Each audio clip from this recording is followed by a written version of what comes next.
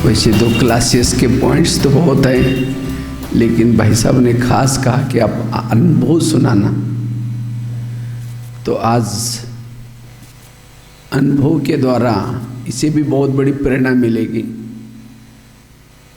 वैसे तो लौकिक में मैं महाराष्ट्र से हूँ। महाराष्ट्र में एक छोटे से गांव में जन्म हुआ। घर में माँ बाप पढ़े लिखे थे नहीं, इसके कारण मैं भी स्कूल में नहीं गया था। मैं भी 11 साल तक स्कूल में गया ही नहीं। तो माँ बाप के साथ बकरी चराते थे। तो 11 साल के बाद मन में आया मुझे समाज के लिए कुछ करना है। तो मैं 11 साल के बाद अपने गांव में गया। उसी समय गांव में एक छोटा सा स्कूल था। एक ही रूम थी और एक रूम में 7 कक्षाएं इकट्ठी बैठती थी। पहली के 2-3 बच्चे, दूसरी के 2-3, तीसरी के 2-3, और एक टीचर आकर के सबको पढ़ा के चला जाता था। जब मैं गया तो वहाँ सर को कहा कि सर मुझे पढ़ना है। तो उसने कहा तुम तो अभी उम्र ज़्यादा हो गई, तुम कैसे पढ़ सकते हो। हमने कहा सर हमको पता नहीं था, घर वालों ने बोला नहीं मुझे पढ़ना है। तो मेरी लगन दे करके कहता है ठीक है कल से आओ। तो पहले दिन मुझे 5वीं कक्षा में बिठाया और कहा कि पहले को सुनाएंगे तो भी सुन लेना, दूसरे को सुनाएंगे तो भी सुन लेना, क्योंकि 5वीं कक्षा में 2 ही बच्चे थे और इसके कारण मुझे उसमें बिठा दिया। तो रोज़ जब मैं जाना शुरू किया तो घर वालों ने पूछा कि रोज़ आप कहाँ जाते हैं। हमने कहा स्कूल में। कहा कि अपने उस पैसा ने नहीं जाना, मना किया। तो मैंने कहा पैसे वगैरह नहीं मांगूंगा, बिना पैसे का पढ़ूंगा। कहा कि ऐसे जाना है तो भले जाओ। तो मैं रोज़ जब जाना शुरू किया, 7वीं कक्षा में बोर्ड की परीक्षा आई। तो टीचर ने तो कहा कि तुम डायरी पेन कुछ लाते ही नहीं, कल से स्कूल में नहीं आओ। तो मैंने सोचा अब क्या करेंगे, घर में तो मना किए हैं। तो मैं क्या करता था, रद्दी से पुरानी डायरी लाता था, लिखे हुए पन्ने, और पहले ज़माने में स्याही से लिखा रहता था। तो रद्दी की डायरी ला करके पानी से धुलाई करता था, उसको धुलाई करके धूप में सुखाता था, फिर उसके ऊपर लिखता था दोबारा। और ऐसी करके पढ़ाई कर रहा था। तो 7वीं पास हो गए। तो 7वीं के बाद क्या हो गया, 8वीं में उस गांव में तो पढ़ाई पूरी हो गई, दूसरे गांव में चले गए। तो वहाँ भी ऐसे ही मैं रद्दी से डायरी ला करके धुलाई करके ऐसा लिखते थे, पढ़ते थे। तो एक दिन आया, उसी रद्दी में एक ब्रह्मा कुमारी का किताब मिल गया और उसी किताब में 3 लोग का चित्र था। जब 3 लोग का चित्र देखा तो मैं सोचा अरे मनुष्य तो चांद तक गया और इस किताब में तो 3 लोग का चित्र है।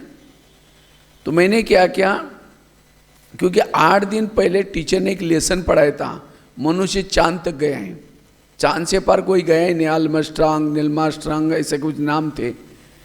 तो मैंने सोचा चांद से पार कोई गया ही नहीं।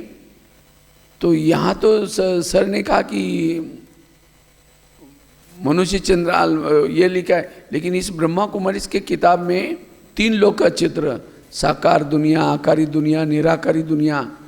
तो मैंने उस किताब के पन्ने को 3 लोग का चित्र टीचर को दिखाया। हमने कहा सर आपने तो बहुत पुराना ज्योग्राफी पढ़ाया, आजकल तो मनुष्य चांद से भी पार गए।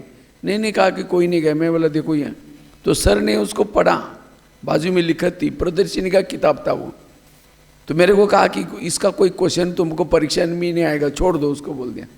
तो मैंने कहा ऐसे थोड़ी सर। तो मुझे लगा सर को भी पता नहीं। तो मैंने कई लोगों को पूछा, कोई नहीं बोलते थे। तो मेरे को आइडिया आई, फिर मैंने क्या किया, उसके ऊपर ब्रह्मा कुमारी का एड्रेस था। तो वहाँ 15 पैसे का पत्र लिखा, आदरणीय ब्रह्मा कुमारी, आप लोग तो चंद्रमा से भी पार गए, लेकिन आप लोगों ने अपना नाम ज्योग्राफी में क्यों नहीं लिखवाया करके एक पत्र लिखा। तो वहाँ से मुझे एक पत्र आया, आप 10 रुपये भेजो, इसके बारे में जानकारी देंगे। तो मैंने 10 रुपये, मेरे पास तो था ही नहीं। तो मैंने क्या किया, कुएं से ला करके पानी बेचना शुरू किया। 2 पैसा 3 पैसा करके 6 महीना तक पानी बेचा और उसे 10 रुपये इकट्ठा किया, ये मुँह से भेजा। उससे मुझे करस्पॉन्डेंट कोर्स की किताब आने लगा शुरू में। और उस हर महीने में एक किताब आता था करस पत्राचार पाठ्यक्रम से, नागपुर से। तो मैं उसको बार बार पढ़ता था और फिर बार बार पढ़ता था, फिर उसके बाद उसकी प्रैक्टिस करना शुरू किया। मुझे बहुत अच्छा अनुभव होना शुरू हो गया। वहाँ कोई सेंटर नहीं था, गीता पाठशाला नहीं थी, उस जिस जगह पर मैं रहता था और वो किताब आता था, वहाँ हमारे से करीबन 24 घंटा दूर है नागपुर। तो वहाँ से वो किताब आता था। तो मैंने क्या किया, 6 महीने तक वो किताब आई। उसके बाद में 10वीं की परीक्षा दे दी। 10वीं में बोर्ड में फर्स्ट नंबर आया। तो जब मैं 8वीं कक्षा में पढ़ रहा था, 9वीं कक्षा में, तो रद्दी से डायरी ला करके पानी से धुलाई करके फिर लिखते थे। तो जब दोबारा लिखते थे तो स्याही फट जाती थी दोबारा लिखने से, इंक से। तो एक दिन टीचर मेरी डायरी चेक कर रहे थे, तो चेक करते करते वो अक्षर फटा हुआ समझ में नहीं आया, मेरी डायरी को लेकर के दीवार पर फेंक दिया। क्या कहता है, तुम कुत्ते का पाँव बिल्ली को लगाता है, ऐसे राइटिंग लिखते हैं। राइटिंग सुधारो ने तो स्कूल में नहीं वो बोल दिया। तो मुझे बड़ा दिल में लगा, मैंने सोचा मैं राइटिंग सुधारूंगा। तो एक बच्चे का राइटिंग बहुत अच्छा था, उसे क्या किया, मैंने क ख लिख करके लिया। क को 8 दिन, ग को 8 दिन, एक एक अक्षर के पीछे 8-8 दिन मेहनत की। और मेहनत करने के बाद 2 साल के बाद राइटिंग इतना अच्छा बना। और उसी राइटिंग के द्वारा आज मधुबन में 25-30 बोर्ड लिखने की सेवा की। शायद आप देखेंगे राइटिंग इतना सुंदर है। जब वो रोज की मुरली जब सुनता हूं, मैं ऐसी मुरली लिखता हूं। ये डायमंड हॉल में कहीं भी जब मुरली चलती है ना, ऐसा चित्र बना करके लिखता हूं। मना हर बात में कितना कल्याण है। अगर टीचर डायरी ना फेंकता, शायद राइटिंग ना सुधारता, ना ये सेवा।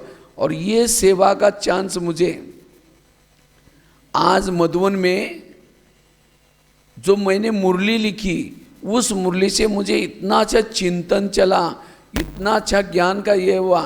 तो आज ये एक एक राइटिंग के पीछे, एक एक अक्षर के पीछे मेहनत की।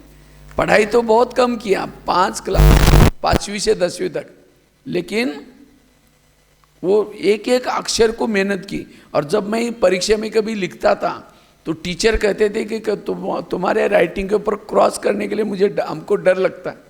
कभी भी रॉन्ग नहीं करते थे वो लोग, इतना इसके अंदर इतना बल था। तो इस तरह से जब मैं, वैसे तो लौकिक में भी बहुत प्रॉब्लम आए, तो उसके बाद फिर मैंने, लेकिन जब उससे पहले जब मैं पढ़ता था, हमारे समाज में पढ़े लिखे कोई थे नहीं। तो मैं जब पढ़ रहा था तो मेरे ऊपर हमारे जो रिश्तेदार है ना, किसी वो जो, तो उन्होंने किसी ने तांत्रिक विद्या कर दी। तो तांत्रिक विद्या करने से मेरे को जब मैं बाहर पढ़ने के लिए गया था, तो क्या हो गया, मेरे को दिखाई नहीं पड़ता था कुछ भी। और उसके कारण फिर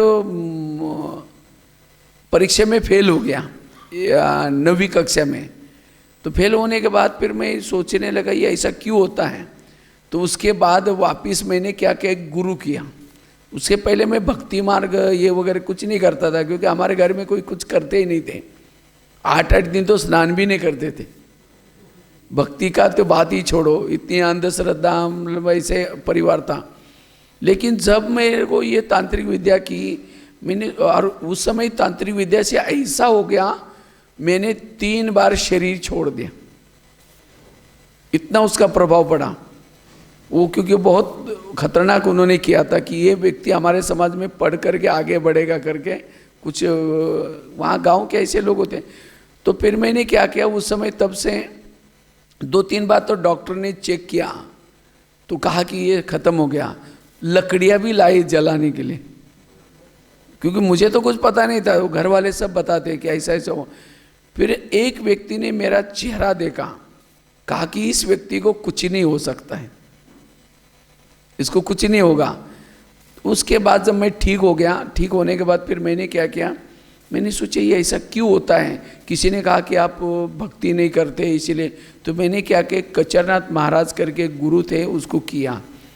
वो करने के बाद फिर वो एक कुछ राख जैसी होती थी विभूति, वो लेकर के आपकी जो भी इच्छा है उसको बोल करके फूंकना होता था।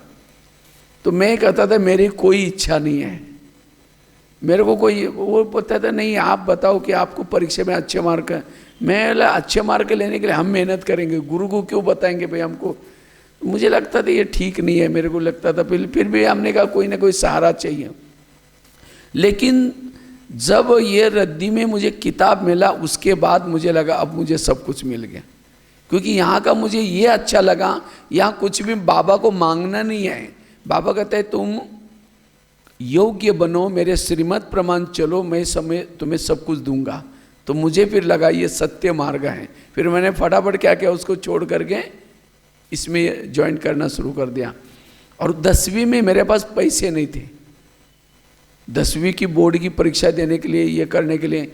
तो मैंने क्या किया, मुझे किसी ने कहा कि आप सूरत जाओ और सूरत जा कर के पैसा कमा के आओ।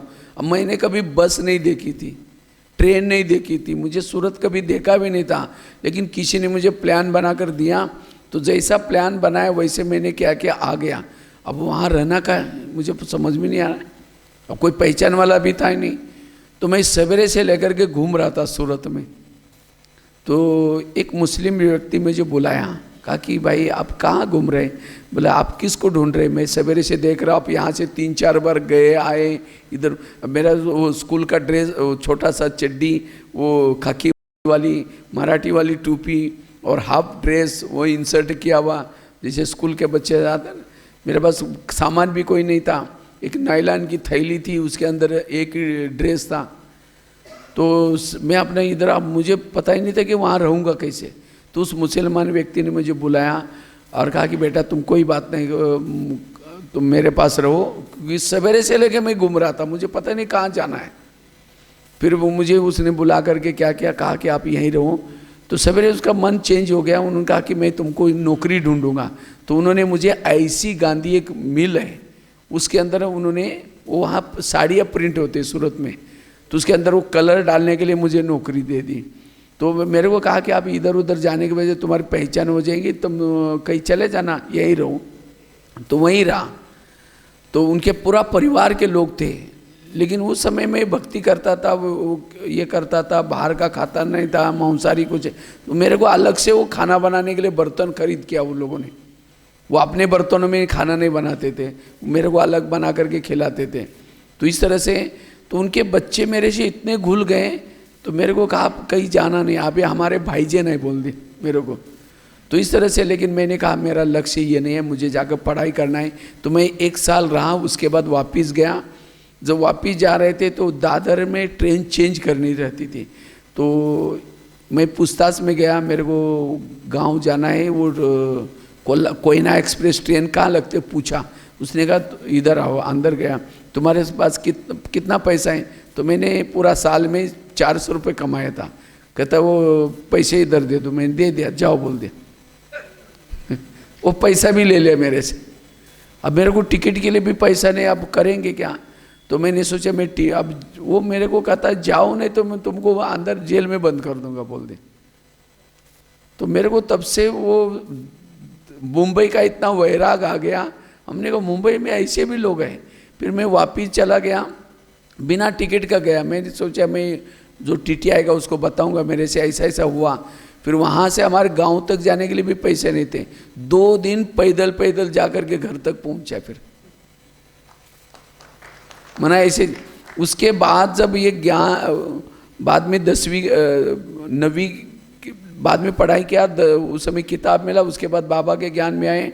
तो ज्ञान में आने के बाद फिर मैंने वैसे तो 2 साल तक मैंने ऐसा ही अभ्यास करता था उस किताब के माध्यम से। सवेरे 4 बजे उठना है, योग लगाना है, ये करना है। लेकिन उसके बाद मैं ITI का कोर्स किया, सिविल ड्राफ्ट्समैन, क्योंकि 10वीं में मेरे अच्छे मार्क थे, इसलिए मुझे ITI में एप्लीकेशन मिला। जब मैं कोर्स करने के लिए बड़े शहर में गए थे, वहीं ब्रह्मा कुमारी का गीता पाठशाला चालू होगी कुछ समय के बाद। तो मैं रोज़ गीता पाठशाला में जाना शुरू किया। जब गीता पाठशाला में जाते थे तो तो मेरे को सब टीचर वगैरह बोलते थे तुम ये करो नहीं, लेकिन मैं बोलता था मुझे सर, फिर बहनों ने मुझे बैच भी दिया, तो सर कहता था ये तुम बैच वगैरह पहनो नहीं तो तुम ये ITI का ड्रेस नहीं। मैंने कहता था सर मुझे सर्टिफिकेट दे दो, मैं दूसरे जगह पर जाऊंगा, मैं ये बैच कभी नहीं उतार सकता हूँ। तो मेरे को कहता नहीं ठीक है, क्योंकि पढ़ाई में अच्छा होशियार थे। तो ITI करते करते तो एक दिन मेरे को कभी मन में आया कि मुझे सेंटर पर रहना है, समर्पित होना है। तो मैंने बहन जी को कहा, बहन जी कहा नहीं ऐसे नहीं रह सकते। मैंने फिर बाबा को रात भर बाबा से जैसे झगड़ा कर दिया। हमने कहा बाबा आपने मुझे बहनें क्यों नहीं बनाई, बहनों को तो 1 साल के अंदर समर्पित करते और भाइयों को ऐसे क्यों नहीं करते करके। तो दूसरे दिन वो बहन जी का फ़ोन आया, कहते ऐसा है आप अलग से कमरा जो लेकर के रहते हैं उसको छोड़ दो और गीता पाठशाला में रहना शुरू करो। और उसके बाद जी मैं बाबा को थैंक्स बोला और गीता पाठशाला में चला गया। तो क्योंकि उस गीता पाठशाला में 3 ही लोग आते थे, ज़्यादा नहीं थे। तो मैंने क्या किया, संडे के दिन छुट्टी वगैरह होती थी तो उसी दिन आसपास जाता था। आसपास जा कर के जो कोई मंदिर होता था वहाँ आसपास के लोगों को समझा के आता था। 2 घंटे के बाद उस मंदिर में जाओ, आप लोगों को अच्छी प्रदर्शनी देखने को मिलेगी। तो ऐसे करके सबको संदेश सुना करके वापस आकर के मैं उस मंदिर में अपनी पढ़ाई करते बैठता था। तो जिनको लोगों को बोला है वो आते थे, तो एक रस्सी बांध करके प्रदर्शन लगाते थे, उनको समझाते थे। उसके बाद बोलते थे कि हमारा एक ऐसे ऐसे गीता पाठशाला है, वहाँ आया करो, 7 दिन का कोर्स करो। ऐसे करके सेवा शुरुआत की। तो सेवा करते करते उसमें से 120 भाई बहनें निकले, 120 भाई बहनें निकले, उनकी अच्छी। लेकिन उसके बाद तब तक मेरा ITI पूरा हुआ 2 साल में। ITI पूरा होने के बाद एक दिन ITI पढ़ाई कर रहे थे, उसी दिन एक बाबा की मुरली चली।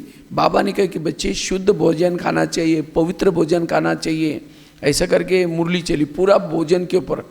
तो मैंने सोचा मेरा तो टिफिन घर से आता था, वो भी सूखी रोटी आती थी, क्योंकि हमारे गांव में तो बस नहीं चलती थी।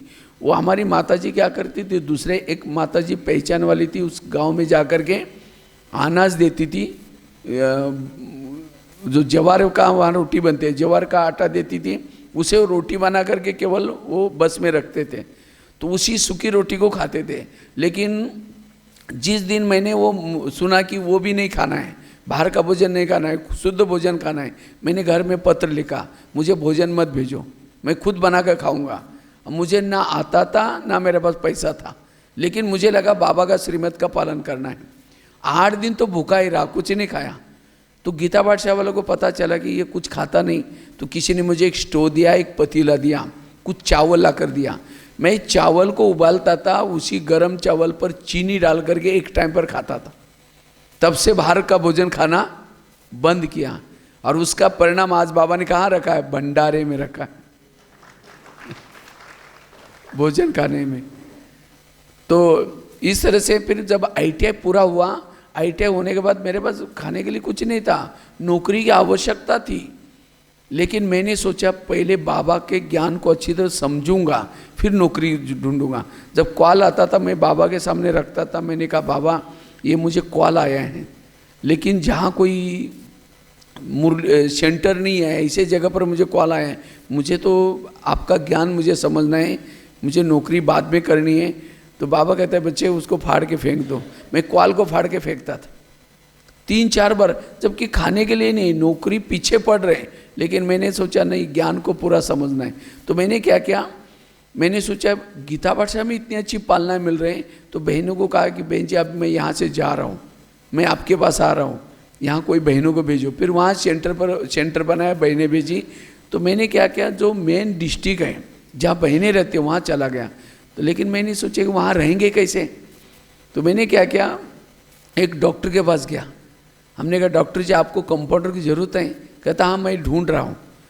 तो कहता आपको 900 रुपये दूंगा, 900 रुपये दूंगा, लेकिन सवेरे 7 बजे आना पड़ेगा, रात को 7 बजे जाना पड़ेगा। तो मैंने सोचा 7 बजे जाएंगे तो मुरली तो मिलेंगी नहीं। मैंने तो कॉल को फाड़ के फेंक रहा हूँ मुरली के लिए, और वही मुरली मिस हो जाएगी। मैंने सोचा ये ऐसा नौकरी नहीं चाहिए।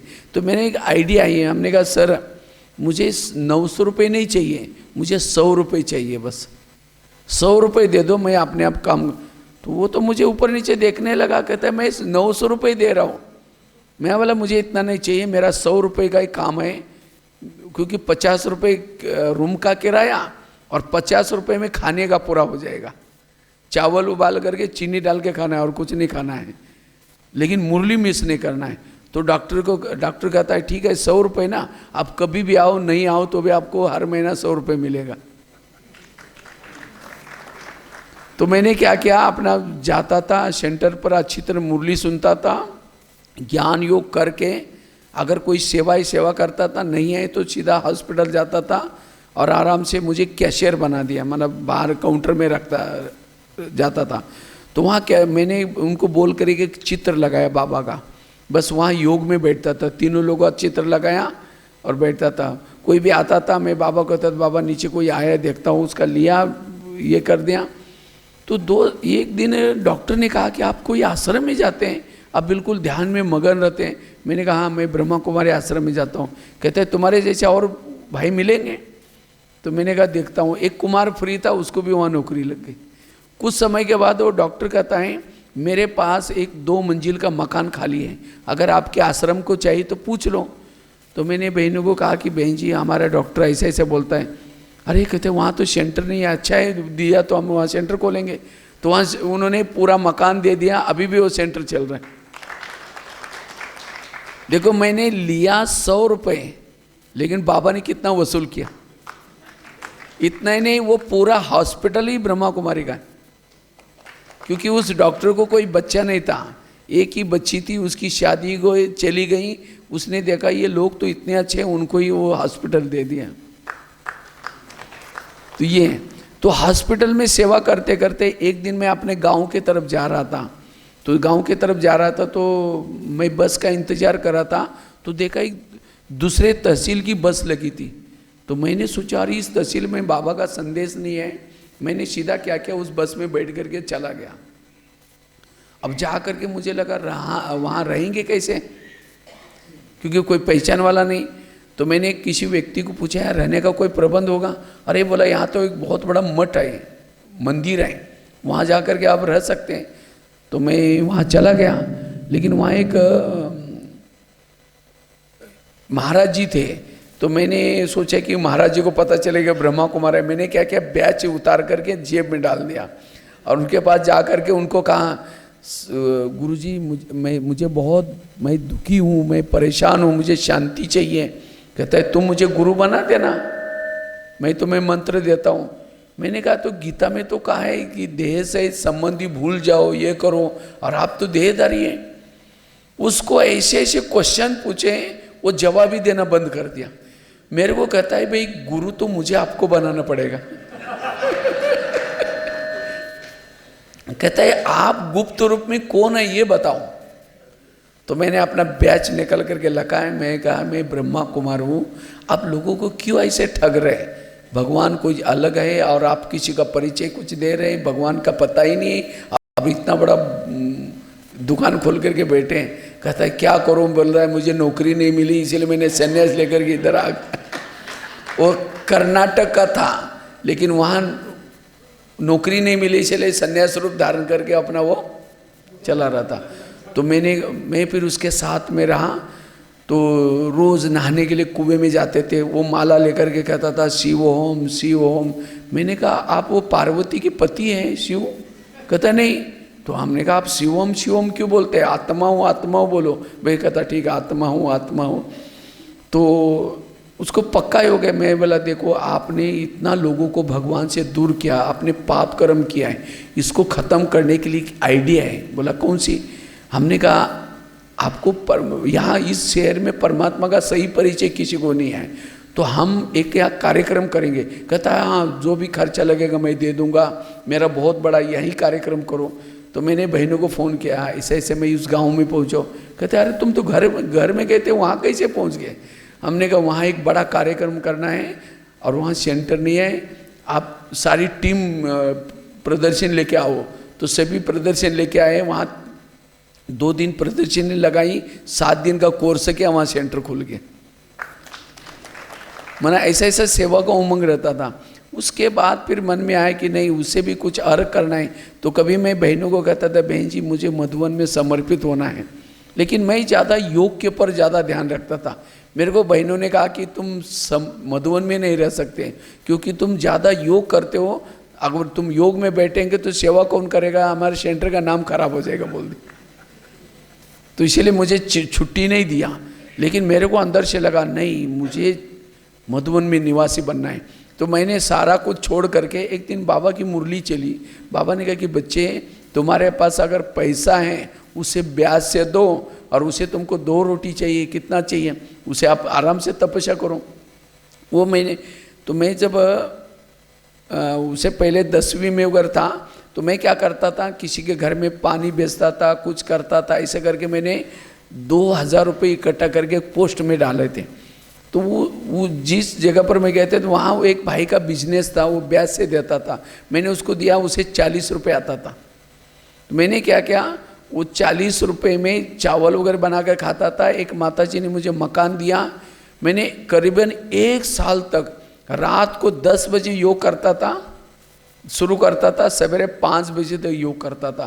फिर उसके बाद नहा धो करके गीता पाठ से आती वहाँ जाता था, मुरली सुनता था, वापिस जाता था, चावल बना करके खा लिया, उसके बाद सो जाता था। शाम को 5 बजे उठता था। दिन भर में सोना, रात में तपस्या करना। और शाम के समय नहा धो करके वहाँ आसपास में 7 गीता पाठशाला थी, वो साइकिल पर जा करके गीता पाठशाला में क्लास करके फिर वापस आता था। इस तरह से रूटीन शुरू किया।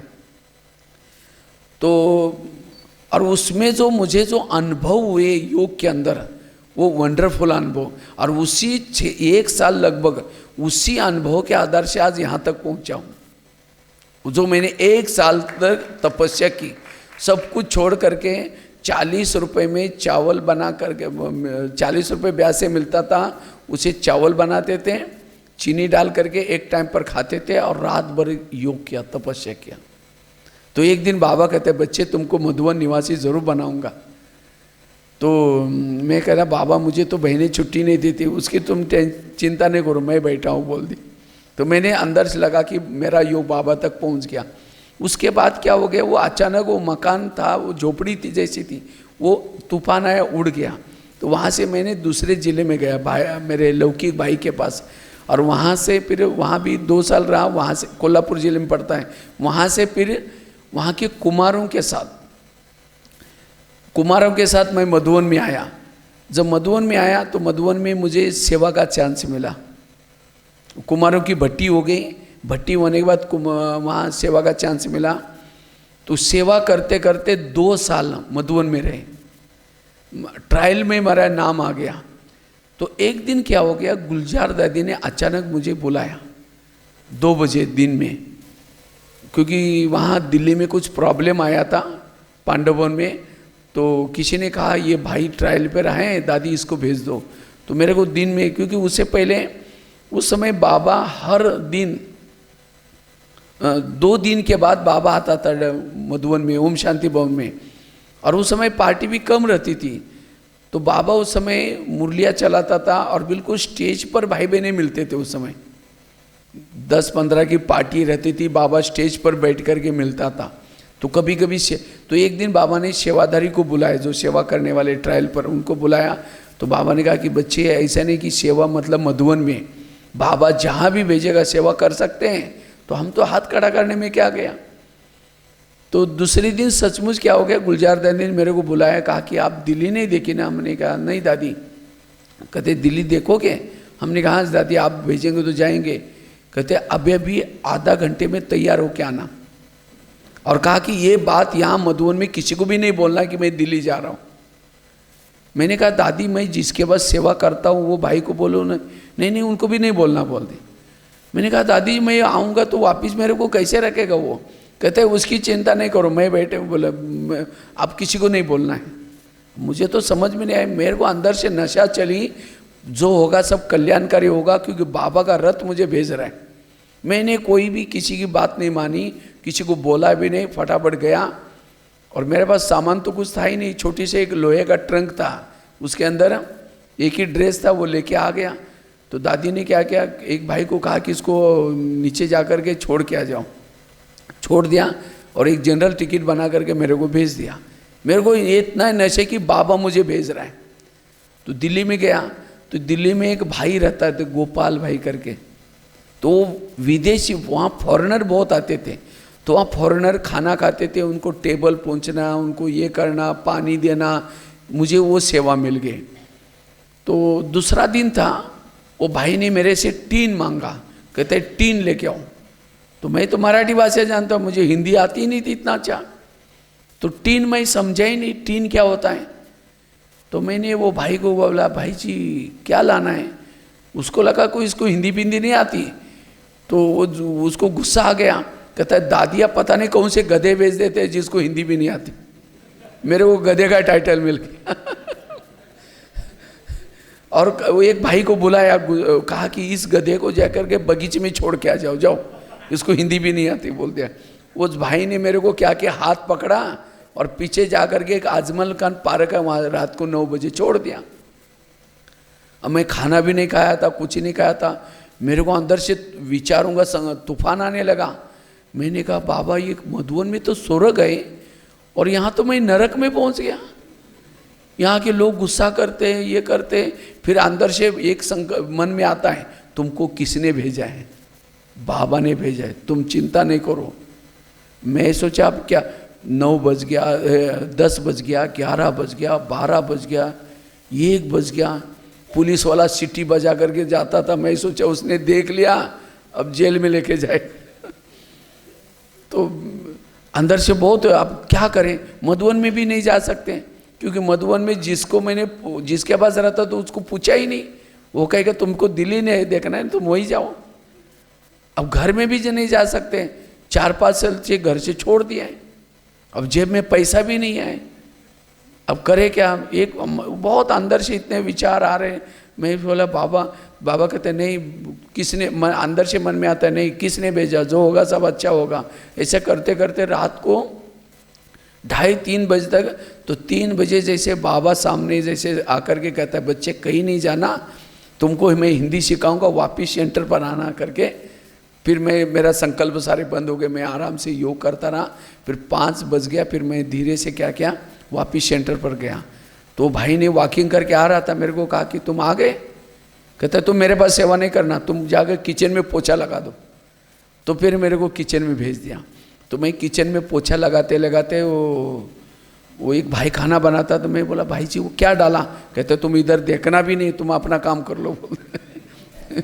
उसको लगा कि अगर वो काम मेरा काम सीखेगा तो उसकी छुट्टी हो जाएगी। इसीलिए फिर मैं क्या करता था, चोरी चुपके नज़र से देखता था वो छोंक कैसा लगाता है, क्या करता है, और एक डायरी बनाई, उसके अंदर सब लिखता रहा। वो पत्ता गोभी की सब्जी बनाई, उसके अंदर वो राई भी शब्द मुझे नहीं आता था, गोल गोल काला काला डाल दे ऐसा करके लिखता था। ऐसा लिखता था। तो ऐसे करके 1 साल तक मैंने वो डायरी मेंटेन की। तो 1 साल के बाद वो भाई को अचानक वहाँ से जाना पड़ा। तो मेरे को गुलजार दादी ने बुला करके कहा तुम खाना बनाओगे। मैं बोला हाँ जी दादी। मैं हाँ जी करने में भले आए या ना आए हाँ जी बोलता था, तो हाँ जी बोल दिया। तो फिर मैंने वो डायरी देख देख करके छोक लगाना शुरू कर दिया। तो एक बार वहाँ वो अरबी करके एक सब्जी आती है, अरबी बिल्कुल अदरक की डुप्लीकेट होती है। मैं सोचा था ये अदरक ही है, मैं रोज़ घिस करके छोंक में डालता था। तो एक दिन बहने ने बोला ये क्या कर रहे हैं, मैंने कहा वो अदरक को छोंक में डाल रहा हूँ। कहते ये अदरक नहीं ये सब्जी है। तो ऐसा करके फिर एक दिन क्या हुआ, वहाँ खीर बनानी थी। तो उसी महीने में मतलब 2 साल में हमें खीर बनाई नहीं थी, तो खीर बनानी थी। तो मुझे तो खीर को आती ही नहीं थी, मैंने देखा ही नहीं, तो वो भाई ने कभी बनाई थी। तो मैंने सोचा कैसी बनेगी। वहाँ की बहनें कोई सहयोग नहीं करती थी, तो बोलती नहीं थी, कभी सिखाती नहीं थी। वो अगर उसको नहीं आए तो दादी को कहते इसको भगा दो यहाँ से। अब मेरे को लगा अब मेरे भागने का समय आ गया, अभी खीर नहीं आएगी। तो मैंने क्या किया, एक बहन आई, मैंने कहा बहन जी खीर कैसी बनती है? उसने कहा एक घुटने भर दूध डालो, बोरी भर चीनी डालो, खीर बन जाएगी बोल के चली गई। मना उसने रियली विधि नहीं बताई। कहते घुटने इधर दूध डालो और एक बोरी भर करके चीनी डालो करके चली गई। मैंने सोचा 200 लोगों का भोग बनाना है, अब करेंगे क्या? तो मेरे को अचानक याद आया कि यहाँ एक दूसरी एक बहन जी बैठती है, आशा बहन। मैं तो नया था, मैं इतना जानता नहीं था, तो मैं उनके पास गया। मैंने सोचा अगर उनको भी बोलेगे, वो भी ऐसे ही बोलेगे तो गड़बड़ हो जाएगा। मैंने कहा बहन जी हमारे महाराष्ट्र में ऐसी खीर बनाते, यहाँ आप लोग कैसे बनाते? जैसे कि मुझे आती है ऐसा समझ करके मैंने पूछा। कहते हैं हम ऐसे ऐसे बनाते। तब से मुझे कोई नहीं आता था तो क्या करता था, हमारे यहाँ ऐसे बनते, आप कैसे बनाते करके सीख गया। और फिर रोटी इतना मुझे गोल नहीं आती थी, तो कभी कभी बनाते बनाते जैसे वो इधर हो, तो कभी कभी बहने रोटी को लेकर के कहते I don't like India map करके फेंक देती थी। तो दादी कहती थी नहीं, उस भाई के हाथ का ही खाना है। मैं खुद भी खाती हूँ, क्योंकि दादी क्या करती थी, दादी को रोटी बना करके हमें खुद ही बना करके देते थे। दादी की तो सिंधी मानी बोलते हैं, सिंधी फुल्का होता है, मना बना करके जैसे परोठा होता है ना, उसको तेल लगा करके फिर मोल्ड करके फिर बाद में उसको ये करके ऊपर से तेल लगा करके फिर देते नरम रोटी। तो दादी कहते मैं खुद भी खाती हूँ, तुम लोगों को भी खाना। तो धीरे धीरे मैं रोटी बनाना भी सीख गया, खाना बनाना सीख गया। लेकिन मैंने देखा वहाँ पांडवों में भाई लोग टिकते नहीं थे। 1 महीना 2 महीने के बाद अपने आप वहाँ से चले जाते थे। लेकिन मैंने उसका रीज़न ढूंढा। मैंने सोचा बाबा ने मुझे मधुबन से भेजा है, यहाँ से पास होके जाना है, फेल होके नहीं जाना। मैं अंदर दृढ़, चाहे कितना भी सहन करना पड़े, कुछ भी करना पड़े, लेकिन मैं यहाँ से पास होके जाऊँगा, ये दृढ़ संकल्प सोचा। तो मैंने वहाँ की स्टडी की। वहाँ के थोड़ी सेवा होने के बाद आपस में मिल करके इसकी उसकी ऐसा वैसा चलता था। मैंने सोचा नहीं, मुझे तपस्या का वायुमंडल बनाना है यहाँ। तो मैंने क्या किया, अपनी दिनचर्या बनाई। जो वहाँ डिपार्टमेंट सिस्टम थी, किचन की सेवा करो, अब सारा दिन फ्री हो गए। जो भी जिसको सेवा है वो करने के बाद फ्री हो गए, जैसे मधुबन की सिस्टम है। क्योंकि वहाँ 150-200 फॉरेनर आते थे। तो मैं अपना सेवा करके क्या करता था, बाबा के रूम में बैठता था, किसी के साथ बातें नहीं करता था। तो हर सप्ताह में गुलजार दादी के साथ मिलते थे हम लोग। तो गुलजार दादी मिलती थी और कहते कैसा कारोबार चल रहा है, बहनों को पूछती थी। बहनें कहते थे हाँ दादी बहुत अच्छा चल रहे हैं, लेकिन ये भाई है ना जब भी देखो बाबा के कमरे में बैठा रहता है। तो दादी ने कहा इसको कुछ सेवा दिया वो करता नहीं। नहीं दादी इसकी सेवा एक्यूरेट है, लेकिन क्या है दादी, एक भाई जो दूध लेके आता था, एक लेबर, कहते हैं उस दूध में पानी मिलाकर लाता है, अगर इस भाई को दे दो तो बहुत अच्छा है। तो मेरे को दादी ने कहा दूध लाने की सेवा करोगे? हमने कहा दादी ज़रूर करूँगा। तो मैंने सोचा पॉजिटिव लिया। मैंने सोचा अच्छा दूध लाने के लिए जाऊँगा, साइकिल सीखूँगा, साइकिल नहीं आती थी मुझे, साइकिल सीखूँगा, फिर उसके बाद वहाँ जाकर किसी को ज्ञान सुनाऊँगा। तो करके फिर अगले सप्ताह में कहा कि दादी ने पूछा कैसे है? कहते हैं ठीक है, लेकिन दादी ये भाई बहुत बाबा कमरे में बैठता है। कहते इसको दूध की सेवा दिया, वो खाना भी बनाता है। कहते नहीं वो करता है, लेकिन क्या है जो पोछा लगाता है ना, पोछा लगाता है, वो लेबर था, वो हर चीज़ में हाथ डालता है, चीनी लेके जाता है, चाय पत्ती लेके जाता है, दिन में कोई होते ही नहीं। तो कहते इसको दे दो तो बहुत अच्छा। मेरे को कहा दादी ने वो पोछा लगाने की सेवा करेगा? हमने कहा दादी। तो मैंने सोचा पोछा लगाऊंगा मेरा देहाभिमान खत्म हो जाएगा, अभिमान नहीं आएगा करके वो भी सेवा ले ली मैंने। फिर अगले सप्ताह में कहा कि दादी क्या है, जो रात को पहरा देता है ना, उस भाई को घंटी सुनाई नहीं पड़ती, क्योंकि रात के समय एक भाई सोता था वो म्यूजियम में। जब फॉरेनर रात को फ्लाइट्स आती थी तो मेन गेट था, उसको बेल लगी थी, वो बेल बजने के बाद वो म्यूजियम वाला भाई उठ करके जाता था, गेट खोल करके उसको अंदर लेता था, चाय पानी बना करके उसको कमरे में छोड़ता था, फिर सो जाता था। सोने है, जागना नहीं है। तो रात को लेकिन बहुत बार डिस्टर्ब होता था, रात भर उठना है, फिर ये करना है। तो वो भाई को घंटी सुनाई नहीं पड़ती थी। तो 1-2 बार ऐसा हुआ, घंटी बजाई, वो उठा नहीं। इसीलिए फॉरेनर क्या किया, भारी सामान लेकर के ऐसे ऐसे लुढ़क गए, सो गए, उनकी बैग ही चोरी कर दे किसी ने। तो उनकी नौकरी गई, 6 महीना यहाँ रहना पड़ा, पुलिस केस भी हो गई। तो उसके कारण फिर मैं वो दादी ने मेरे को कहा तुम पहरे की सेवा करेगा? हमने कहा हाँ जी दादी मैं ज़रूर करूँगा। मुझे लगा कि अच्छा मैं इंग्लिश सीखूँगा, फॉरेनर के साथ दोस्ती करूँगा, उसको भी पॉजिटिव लिया और वो मुझे वरदान जैसे बन गया। तो उसके बाद वो भी सेवा लिया। तो मेरे को खाना भी बनाना, 100-150 लोगों की रोटियाँ पकाना, खाना बनाना, उसके बाद पोछा लगाना, जा कर के दूध लेके आना है, रात को पहरा देना है, एकदम मेरी टाइट दिनचर्या हो गई। तो भी मैंने दिन में रेस्ट करना बंद कर दिया। फिर भी योग करना शुरू करते थे। दिन में रेस्ट करने के बजाय जो भी टाइम मिला योग का चार्ट। हमने कुछ भाइयों लोगों ने बैंक बनाई थी, बैंक जैसे बैंक में पैसे डालते हैं, ऐसा हमने क्या क्या लक्ष्य रखते थे, एक मास में अभी हमें 100 घंटा योग जमा करना है। तो रोज का कितना हुआ?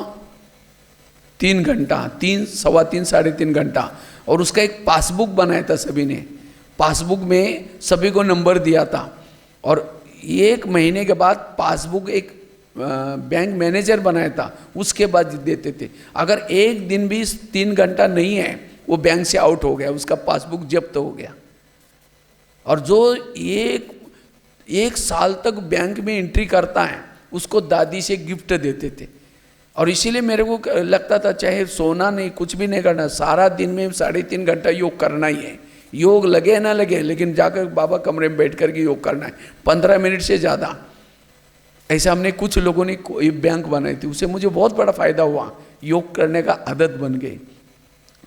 तो हम लोग बैठते थे। तो उसके बाद फिर और एक मुझे सेवा दे दी है, तो वो सेवा भी मैंने किया। तो दादी एक दिन कहते इस भाई को हम कितनी सेवा दे रहे हैं, तो भी बेचारा हाँ जी करके भोलानाथ करके करता रहता है। मेरे को बुलाया और बुला करके मेरे सिर पर हाथ रखा, कहते ये पांडवन का भाई बहुत आगे चल करके आगे जाएगा, आगे बढ़ेगा ये। मुझे वो सिर पर हाथ रखा और सचमुच दादी का वो दुआएं जिसके कारण आज मधुबन में महारथी तक पहुंच गए। कहाँ मैं खाना बनाना नहीं जानता था, हिंदी भाषा नहीं जानता था, कुछ सुनाना नहीं जानता था, लेकिन इसे मैंने देखा अगर बड़ों के सामने हम हाजी करते हैं तो बड़ों की दुआएं मिलती हैं और उसी दुआओं से हम आगे बढ़ सकते हैं। और मैं पांडवन में बहुत खुश रहता था। तो बहनें कभी मेरे को पूछती थी आप इतने खुश क्यों रहते हैं? मैंने कहा इस पांडवन में सबसे ज़्यादा दुकान मेरा चलता है, जिसकी ज़्यादा सेवा उसको दुआ भी ज़्यादा, जिसकी सेवा कम उसको दुआएं भी कम। और इस तरह से मैं वहाँ बहुत पॉजिटिव रहा। इतना ही नहीं, एक दिन कभी मन में आया कि मुझे किसी को ज्ञान सुनाना सीखना है दिल्ली में, लेकिन वहाँ चांस नहीं मिलता था। तो एक दिन मैंने 2-4 कुमारों को बुला करके ज्ञान सुनाना शुरू किया। एक बहन आई, कहते आप क्या कर रहे थे? मैंने कहा ज्ञान सुना रहा था। कहते तुम्हारा काम नहीं, तुम्हारा काम है किचन में करची चलाने को, वही करो, कभी ज्ञान ना है सुनाना। मैंने सोचा इस बहन की कोई गलती नहीं, मेरे पास ज्ञान का स्टॉक नहीं, इसीलिए बाबा मौका नहीं दे रहे। मैं रोज़ क्या करता था, बगीचे में बैठता था, वहाँ एक बगीचा था, बगीचे में बैठ कर के गमलों के सामने बैठता था। मैं सोचता ही माताएं बैठे, यूथ बैठे। 6 साल तक मैंने सुनाना बंद कर दिया क्योंकि चांस में नहीं मिलता था। मैंने गमले के सामने ज्ञान सुनाने की प्रैक्टिस की 6 साल तक। आज सुनाते सुनाते उसके बाद जब मेरी ट्रांसफ़र हो गई, मधुबन में आया।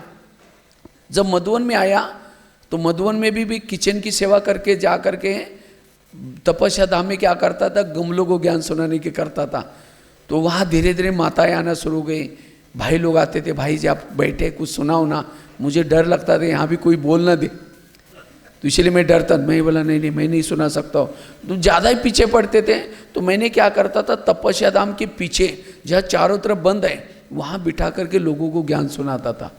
तो ऐसा करते करते 2-4 महीना हुआ था। एक दिन शांतामन दादी मेरे को बुलाया, इधर आओ, बोले तो मुझे पता है तुम रोज़ वहाँ क्लास करते हो, मुझे बहुत अच्छा लगता है, तुम ऐसा क्लास दादी मीटिंग हॉल में क्या करो, रात का क्लास। हमने कहा धन्यवाद, थैंक यू दादी। तो तब से मुझे कभी कभी दादी मीटिंग हॉल में क्लास करना चांस मिला। वो करते करते धीरे कॉन्फ्रेंस हॉल में, धीरे धीरे डायमंड हॉल में, इतना ही नहीं 9000 स्कूलों में, 900 जेलों में क्लास किया पॉजिटिव लेने से। और मैं दिल्ली में रहा, दिल्ली में इकोनॉमी ऑलराउंड दादी से सीखा। ऑलराउंड दादी जानते हैं ना, गुलजार दादी की माँ। तो मैं एक दिन जब पहला नई बार गया था तो मेरे को एक दादी ने मेरी कोलगेट ख़त्म हो गई, तो मैंने किसी को पूछा कोलगेट कहाँ मिलती है, तो कहा कि दादी के पास जाओ हम देंगी। तो दादी के पास गया, मैंने दादी मुझे कोलगेट चाहिए। कहता हाँ लाल बोलती थी हमेशा। कहते लाल तुम पुराना लेके आओ, मुझे लगा उसी कंपनी देने होगा, तो लेके आओ। आते समय किचन से चकला बेलन भी लेके आओ, लेके गया। तो दादी ने उस कोलगेट की पेस्ट को चकला बेलन के नीचे रखा, घिसा अच्छी तरह, घिस करके इतना निकला थोड़ा सा। कहते लाल 10 दिन चलेगा, जाओ बोल दे। और उसी समय दादी ने मुझे कर्मों की गुई गति बताई। दादी ने कहा लाल हमको जब पैसा चाहिए होता है ना, हम बाबा के कमरे में जाकर के बोलते हैं बाबा हमको यज्ञ के लिए पैसा चाहिए। फिर बाबा किसी जिज्ञासु के पास जाता है और कहता है बच्चे तुम यज्ञ में पैसा डालो, मैं तुमको 1 का 1000 गुना दूंगा। तो उस भाई को लगता है 1 का 1000 गुना, ये तो कोई बैंक भी नहीं देती। तो उसको भावना आती है, वो पैसा यज्ञ में डालता है।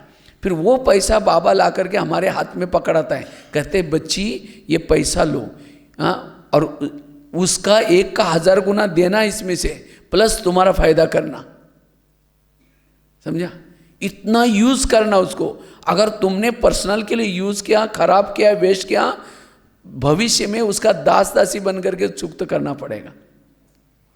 तब उस कर्मों की गुई गति मेरे को इतना, अभी भी मैं मधुबन में रहता हूँ, ना मेरे पास कोई गाड़ी है, ना कोई ऑफिस रखा है।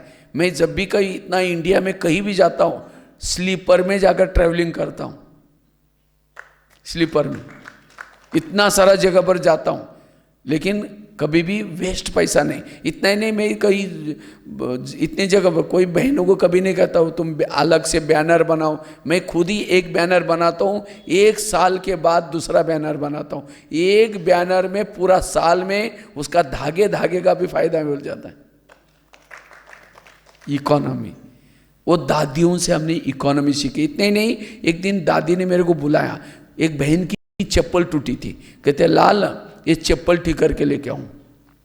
15 पैसे दिया, कहते 5 पैसे एक जेब में रखना, दूसरे जेब में 10 पैसा रखना, दोनों इकट्ठा नहीं रखना, नहीं तो दोनों भी ले लेगा बोल दी। तो मुझे लगा 15 पैसे में आता होगा, 88 की बात है। तो क्या किया, मेरे को पैसा दिया और चप्पल दिया, मैं और कहा कि ऐसा जाना, वहाँ करोल बाग मार्केट है, वहाँ मोची बैठे रहते हैं, उसे सिलाई करके लाना। तो मैं गया, मैंने मोची को कहा ये चप्पल ठीक करना है, कितना पैसा लगेगा? तो कहता है 25 पैसा लगेगा। 25 पैसा उस समय चलते, 25-50 पैसा। मैंने कहा मैंने 15 पैसे लाया। कहता है 15 पैसे का किल भी नहीं आएगा, जाओ बोल दिया। तो मैंने कहा आपको पता है एक आश्रम है, उस आश्रम में जो देवियाँ रहती हैं ना उनकी चप्पल है। कहता है अच्छा, वो जो देवियाँ सफ़ेद ड्रेस वाली, उसने चप्पल लेकर के माथे लगाई। कहता है मेरा भाग्य है, मुझे चप्पल ठीक करने का मौका मिल गया। क्योंकि आश्रम कहते हैं उनको भावना आ गई। ब्रह्मा कुमारी सेंटर वगैरह बोलेंगे तो भावना नहीं, आश्रम। तो मैंने क्या किया, वो चप्पल उसने सिलाई किया, मैंने पैसा दिए। कहता नहीं छोड़ो, कोई बात नहीं, लेके जाओ। तो मैंने क्या किया, वो पैसे भी ला करके दादी को दिया, चप्पल भी दिया। दादी कहते हाँ ये लाल को कुछ सेवा करने की अक्ल है। कहते वो मोची त्रेतायुग में 6 महीने के लिए स्वर्ग में आएगा। 6 महीने के लिए 15 पैसे नहीं लिया, इसलिए 6 महीने के लिए स्वर्ग में आएगा, त्रेतायुग में लास्ट में। बताओ, इतना एक पैसा अगर यूज करते हैं, यज्ञ में लगाते हैं, तो आज इतना। और जब भी किसी की चप्पल टूटती थी मेरे पास पकड़ा लेती थी, जाओ ठीक करके लेके आओ। तो मैंने किसी को, तो ऐसे ऐसे दादियों ने हमको इकोनॉमी की बातें सुनाई। और उस इकोनॉमी से एक तो मैं इकोनॉमी की बात सीखा, दूसरा हाजी का पाठ पक्का किया। और उसके बाद मेरे को दादी जब भी आती थी मधुबन में, दिल्ली में, कहते थे तुम यहाँ ही लटक गए। मोहिनी बिन कहती थी मैंने तो तुमको 6 महीने 8 दिन के लिए भेजा था। दादी कहते दादी इसको वापस करो ना। दादी कहते थे नहीं ये बहुत अच्छा सेवा करता है, एक भाई 4-5 भाइयों की सेवा करता है, इसीलिए यही। लेकिन उसी के बीच में और एक घटना हो गई। जिस सांगली से मैं आया था, वहाँ की बहनों ने मेरे को फ़ोन, गुलजार दादी को फ़ोन किया, कहते दादी इस भाई को तो मैंने चिट्ठी दिया है, आपने क्यों रख दिया? तो दादी ने कहा मेरे को मधुवन से मिला है, इसकी चिट्ठी की कोई ज़रूरत नहीं है। तो दादी ने क्या किया, वो बहन जी ने क्या किया, वो जोनल इंचार्ज की तरफ से फ़ोन कराया। तो दादी ने उनको भी वही जवाब दिया। तो वो बहन ने कहा कि दादी इस भाई से भी अच्छा भाई हमारे पास, ये तो योग ज़्यादा लगाते हैं, उसको नहीं रखो, कोई आगे चल करके नाम खराब कर देगा, बोल दिया, वो सेवा नहीं करता। तो बहनों ने क्या किया, दूसरा भाई को भेज दिया।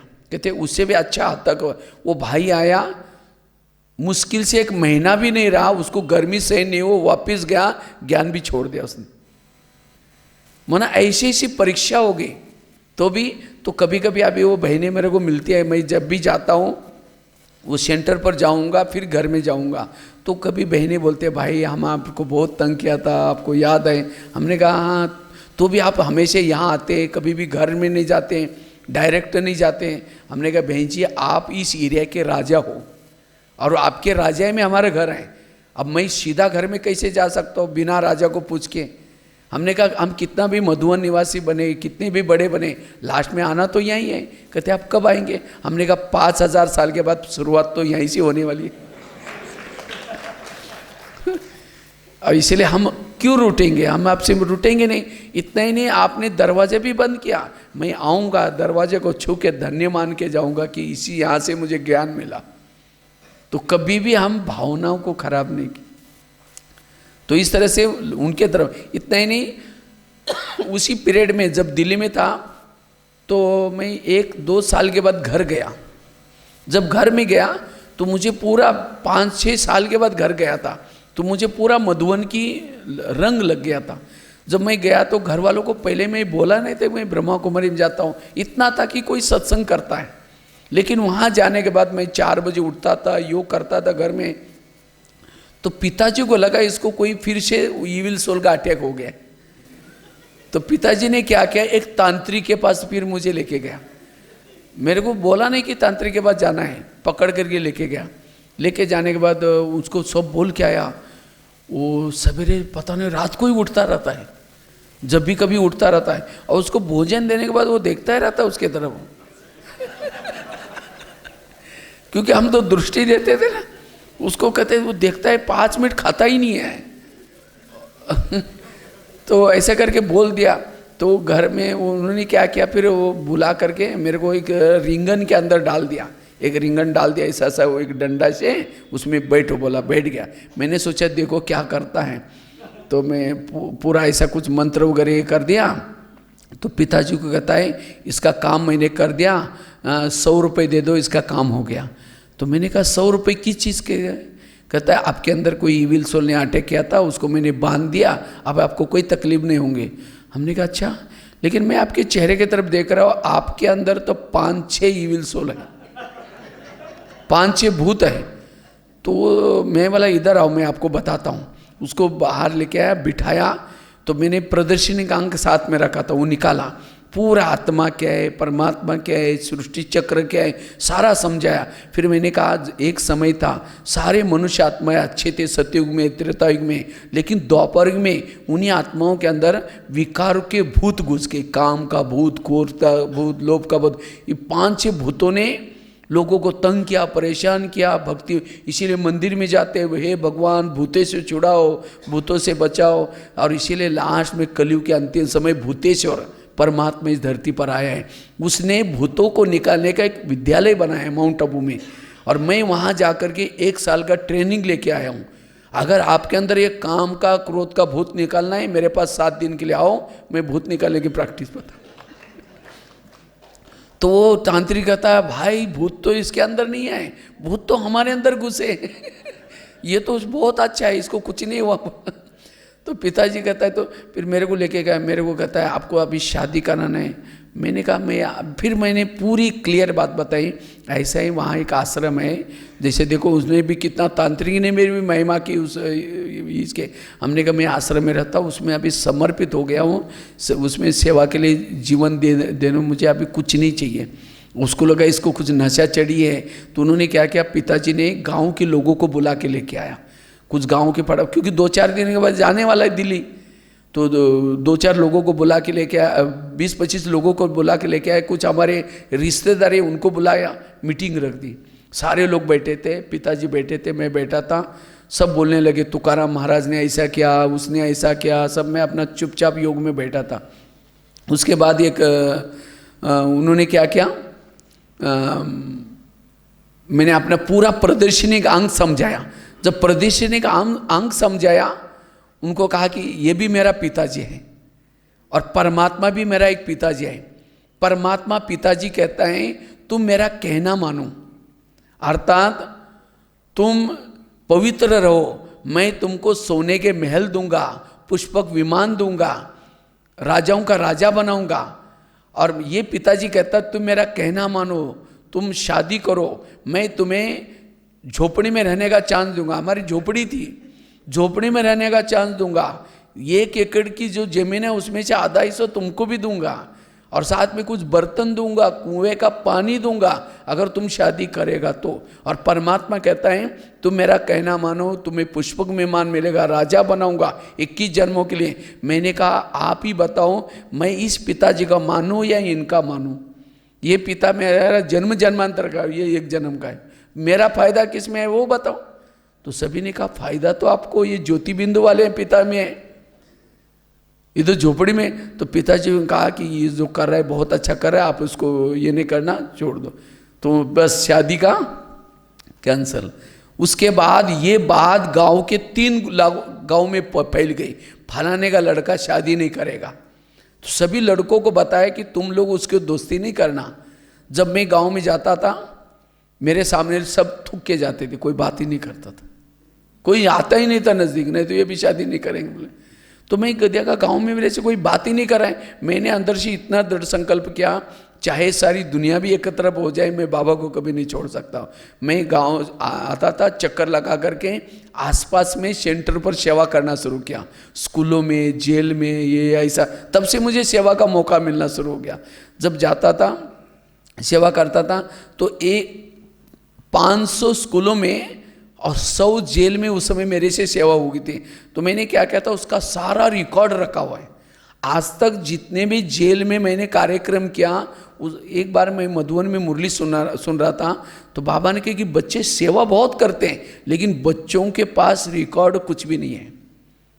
तो मुझे वो बात इतनी क्लिक हो गई, तो मुझे लगा रिकॉर्ड कैसे रखेंगे। तो मैंने क्या किया, जो भी सेवा करता था उसके फोटो रखता था, स्कूल में जाता था उससे लेटर लिख करके लेता था, जेल का और अखबार में जो न्यूज़ आती थी उसकी कटिंग रखता था। ऐसा करके मैंने सारा क्या क्या इकट्ठा करके रखा। तो जब मैं वहाँ गया था सेवा में, दिखा देता था, तो मुझे सेवा का मौका मिला। और उसकी क्या कोई पेपर में न्यूज़ छप दी उन्होंने, आधा पेज, और वो न्यूज़ गांव में पहुँच गई। गांव वालों ने देखा अरे तो इतना बड़ा काम कर रहा है। गांव का नाम लिखा था, तड़ेवाड़ी के भगवान भाई विश्व शांति के प्रचारक। तो गांव वालों ने कहा कि अरे सबका आप उद्धार करें, आप हमारे गांव में उद्धार करो। हमने कहा आप हमारे से बातें नहीं करते, थूक के जाते, हम किसका उद्धार करें। कहते हैं नहीं नहीं, आज से हम आपको समझ गए, हमको पेपर में पढ़ी है आपकी बात में। तो उसके बाद फिर उन्होंने गाँव में उसी दिन एक गाँव में बहुत बड़ा एक गेट बनाया था, उसका उद्घाटन मेरे द्वारा किया। उसके बाद गाँव में उन्होंने क्या किया, एक स्कूल में कार्यक्रम कराया और गांव के शाम के समय सारी पब्लिक को अनाउंसमेंट करके बुलाया। 2000 लोग इकट्ठे हो गए और वहाँ एक कार्यक्रम किया। और उसके बाद वो कार्यक्रम इतना अच्छा हुआ, एक भाई कहता मैं तुमको 2 एकड़ ज़मीन दूंगा, यहाँ सेंटर खोलो। एक भाई कहता मैं तुमको उसको बिल्डिंग जो भी खर्चा आएगा बना कर दूंगा। और एक सुंदर सी गीता वर्षा बना करके दिए। वहाँ भी करीबन 100-200 लोग क्लास में आते। देखो, अपनी नियम नहीं तोड़ा, नियम पर पक्के रहे। और इस तरह से गांव में भी बाबा का संदेश चालू हो गया। और जो भी मैंने रिकॉर्ड रखा था, तो एक दिन किसी भाई ने मेरा रिकॉर्ड देखा, रही बोला तुम्हारे पास इतना सारा जेल के, क्योंकि जेलों के फोटो अलाउ नहीं है, लेकिन तो भी हमने ड्रामा अनुसार सब इकट्ठा करके रखा। और उसको फिर मैंने दिल्ली में सबमिट कर दिया। और एक इंडिया बुक ऑफ रिकॉर्ड है, उसके अंदर ये नाम नोंद हो गया, इंडिया बुक ऑफ रिकॉर्ड में। ऐसा नाम, क्योंकि दुनिया में रिकॉर्ड तो बहुत बनाते हैं, दुनिया में कोई रंगोली बनाकर रिकॉर्ड बनाता है, कोई सरोता बना करके, लेकिन ये रिकॉर्ड ऐसा है, ये रिकॉर्ड कोई भी तोड़ नहीं सकता। एक मेरे को दिल्ली के मीडिया वाले बोलते हैं आपका रिकॉर्ड तोड़ने के लिए उस व्यक्ति को 800 बार जेल में जाना पड़ेगा पहले तो। और ये रिकॉर्ड ऐसा रिकॉर्ड है जो समाज का कितना बड़ा फायदा है। तो एक दिन रमेश भाई, जो अपने रमेश शाह जो जिन्होंने शेरी छोड़ा, एक दिन उन्होंने मुझे बुलाया, कहते हैं सुनाई कि तुमने कुछ रिकॉर्ड बनाया। मैंने कहा हाँ जी, जो कुछ आपने दिखाया वो लेके आओ। तो मैं बैग में सारा पेपर कटिंग वगैरह सब है, वो 2 बैग भर के लेके गए। उसका जो भाई संभालने वाला वो मेरे को कहता है भाई आप 10 मिनट में चले जाना, भाई जी की तबीयत खराब है। मैं बोला ठीक है। तो लेकिन रमेश भाई को इतना इंटरेस्ट आया, 2 घंटा 2.5 घंटा तो वो देखते रहे एक चीज़, कहाँ है, क्या क्या लिखा है। तो मैंने भाई जी को कहा भाई जी आपकी तबीयत खराब है और मेरे को तो 10 मिनट के लिए परमिशन मिली थी, आप तो 2 घंटा लगाया। मेरे को कहा किसने बोला तुमको 10 मिनट? हमने कहा आपका भाई, उसको बुलाया। कहते हैं अगर रमेश भाई अगर मर भी गया ना, अगर कोई ऐसा रिकॉर्ड लेके आएगा, मरा हुआ रमेश भाई भी जिंदा हो जाएगा। कहते इस भाई ने इतना अच्छा काम किया। कहते हैं अगर ब्रह्मा कुमारी वाले बहुत काम करते हैं लेकिन उनके पास दिखाने के लिए कुछ भी नहीं है, रिकॉर्ड नहीं रखते हैं, और इस भाई ने इतना अच्छा संभाल करके रिकॉर्ड बनाया। ये सेवा किचन में करता है लेकिन जैसे ऑफिस वाला जैसा काम वर्क करके है। और ये बात उन्होंने कितनी सारी स्पार्क मीटिंग में कितनी सारी बहनों को, कहता वो भाई देखो किचन में हमारा एक भाई है, उस रिकॉर्ड बनाए। तो इस तरह से रिकॉर्ड बनाने का यह काम। उसके बाद दादी ने मुझे वापस मधुबन लेके गई और मधुबन में मुझे किचन की सेवा दे दिया। तो किचन की सेवा करते हुए भी मैं देखता था, यहाँ तो मैं दिन में सोता नहीं था और वहाँ तो 1 घंटे में काम पूरा हो गया, अब क्या करेंगे। तो मैं क्या करता था, मैं जा करके बगीचे में लोगों को इकट्ठा करके वहाँ क्लास करना शुरू किया। उसके बाद फिर जब पार्टी कोई नहीं रहती थी तो जा करके मैंने क्या किया, आबू रोड में स्कूलों में कार्यक्रम करना शुरू किया। मुझे याद है एक दिन बाबा की मुरली चली थी। बाबा ने कहा कि बच्चे आगे चल करके भील लोग पांडवों को लूटेंगे। तो मैंने सोचा भील लोग पांडवों को लूटेंगे, तो ये भील मतलब जो आसपास जो बच्चे हैं वो बड़े होंगे, तो मैंने सोचा उनको ज्ञान सुनाएंगे। तो मैंने जा करके उनको स्कूल में करना शुरू, पहली दिन गया तो भाई मेरे को कहता आप कहाँ से आए? हमने कहा आबू रोड से, ब्रह्मा कुमारी से। कहता आप लोग तो बिगड़े, हमारे बच्चों को क्यों बिगाड़ रहे? बोल दिया क्योंकि वहाँ आबू रोड में भावना नहीं है। तो मेरे को परमिशन नहीं दी। तो मैंने सोचा नहीं मुझे सेवा करनी है। तो मैंने क्या किया, दूर जब गया आबू रोड से दूर, वहाँ जाकर के किया, उसकी पेपर में न्यूज़ इकट्ठी की, पेपर में छपवाया। तब एक दिन क्या हुआ, उसी स्कूल में गए, मैंने कहा मैं ऐसे ऐसे ब्रह्मा कुमार भगवान भाई। कहते अच्छा आपका पेपर में न्यूज़ आते हैं, वही धन्य आप हमारे स्कूल में आए। फिर वहाँ उन्होंने परमिशन दी। तो पेपर के न्यूज़ का कितना बड़ा प्रभाव पड़ता है। तो इस तरह से अखबारों में देना, न्यूज़ भी देना, भले ये रहता है लेकिन बिजी रह करके इस तरह से 30-40 मैगजीन में लिखता भी हूँ। वो लिखने भी की एक घटना बन गई। एक दिन मेरे मन में आए मुझे लेख लिखना है, तो मैंने एक जिंदगी का पहला लेख लिखा मधुबन में। लिखते लिखते रात को 2 बज गए, फिर उसको फेर के 4 बज गए, फिर समेट करके किचन में सेवा करके आया। उसी लेख को एक फोटोकॉपी करने वाले के भाई के पास लेके गया। मैंने कहा भाई ये मैंने एक लेख लिखा, उसको फोटोकॉपी करो, जो भी पैसा है वो भी दे दूंगा। उसने ऊपर नीचे देखा, पता नहीं उसको क्या हो गया, गुस्से से फाड़ करके 25 टुकड़े करके कचरे में फेंका। कहते तुम लेखक बनने के लिए, सेवा करने के लिए? मैंने कुछ नहीं बोला, बाहर गया, ऊपर देखा, मैंने सोचा लेखक जरूर बनूंगा। और तब से लिखना शुरू किया। 40 मैगजीन का लेखक, 30-40 मैगजीन। परिस्थिति को पॉजिटिव बनाया। ऐसे एक दिन किसी ने कहा कि आप इतने सारे लेक्चर करते हैं, इसके फोटो थोड़ा इंटरनेट में डालो तो बहुत अच्छे। मुझे इंटरनेट आता नहीं था। मैंने एक भाई के पास गया, मैंने कहा भाई ये फोटो थोड़ा इंटरनेट में डाला लो।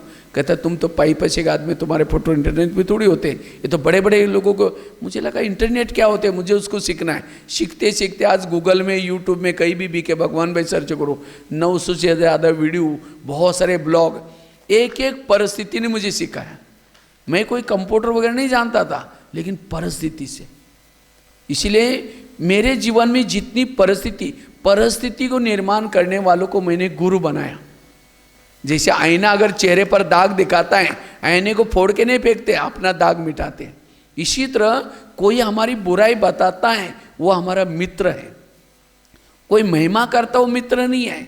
जब मैं डायमंड हॉल में क्लास करके जब डाइनिंग हॉल में भोजन करने के लिए आता था तो कई लोग बोलते थे अच्छा आपने जो क्लास किया ना वही एग्जाम्पल देते, आप वही करते, मेरी निंदा करते थे लोग। तो मेरे को कई लोग बोलते थे आप वहाँ क्यों बैठते हैं, उस टेबल पर बैठो नहीं जहाँ तुम्हारी निंदा होते, तुम दूसरे जगह पर जाओ। लेकिन मैं वहीं बैठता था, मैं सुनता था मेरे को क्या क्या निंदा करते हैं और उसमें परिवर्तन करता था और करते करते आगे बढ़ गए। इसीलिए जीवन के बहुत सारे अनुभव हैं। तो टाइम शायद हो रहा है क्या, तो लास्ट में एक अनुभव सुना करके पूरा करता हूँ। हाँ ठीक है, क्योंकि मेरे अंदर मैंने ये सब सारे लेक्चर का सारा है सहन शक्ति। इसके लिए क्या चाहिए, सहन। कहीं भी मैं हारा नहीं, सहन किया और उसी सहन शक्ति से आज यहां तक पहुंचे।